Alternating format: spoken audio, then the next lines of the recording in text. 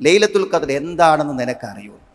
അത് സുഹൃത്തുക്കളെ, അത് എത്രമാത്രം മഹത്വമുള്ള ഒരു സന്ദർഭമാണ് എന്ന് പറയാനാണ് അള്ളാഹു പറയുന്നത്. മറ്റൊരു സ്ഥലത്ത് അള്ളാഹു പറഞ്ഞത് ഇന്ന അൻസൽനാഹു ഫീ ലൈലത്തി മുബാറക, ബർക്കത്തുള്ള ഒരു രാത്രി, അനുഗ്രഹീതമായ ഒരു രാവിനെ ാണ് ആ വിശുദ്ധ ഖുർആനെ നാം ഇറക്കിയിട്ടുള്ളത്. എന്താണ് അതിൻ്റെ പ്രത്യേകത? അതൊരു സമയമാണ്. ഹത്താ മത്ലഇൽ ഫജ്ർ എന്ന് പറയുന്നത്, അതായത് അസ്തമയത്തിൻ്റെയും പിറ്റേന്നത്തെ പ്രഭാതത്തിൻ്റെയും ഇടയിലുള്ള ഒരു രാത്രിയാണ്. എന്താണ് അതിൻ്റെ പ്രത്യേകത? ആ രാത്രി എന്ന് പറയുന്ന സമയത്ത് ഒരു മനുഷ്യനിൽ നിന്ന് ഒരു നന്മ സംഭവിച്ചു പോയാൽ, സൂര്യൻ ആ ഒറ്റയിട്ട രാവിൽ, ലൈലത്തുൽ ഖദ്റിൻ്റെ രാവിൽ,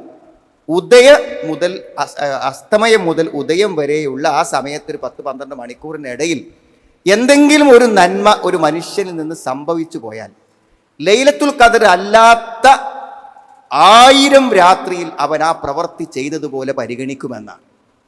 ആലോചിച്ചു, ലൈലത്തുൽ ഖദ്ർ അല്ലാത്ത 1000 രാത്രി ആ പ്രവൃത്തി ആ മനുഷ്യൻ ചെയ്താൽ എത്രമാത്രം പ്രതിഫലം അയാൾക്ക് ലഭിക്കുമോ, 1000 തവണ ആവർത്തിക്കപ്പെട്ട് ചെയ്താൽ എത്രമാത്രം പ്രതിഫലം അയാൾക്ക് ലഭിക്കുമോ അത്ര പ്രതിഫലം ലഭിക്കും ഈ രാത്രിയിലെ ഒരു പുണ്യത്തിന് എന്ന് അള്ളാഹു നമ്മളെ അറിയിച്ചിരിക്കുകയാണ്.